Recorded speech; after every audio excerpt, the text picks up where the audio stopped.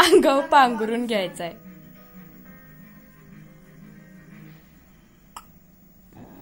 हा बोलवायचं आठवणी बोकड खायला. हा बोकड खायला. आयो कोण कोण आले ग?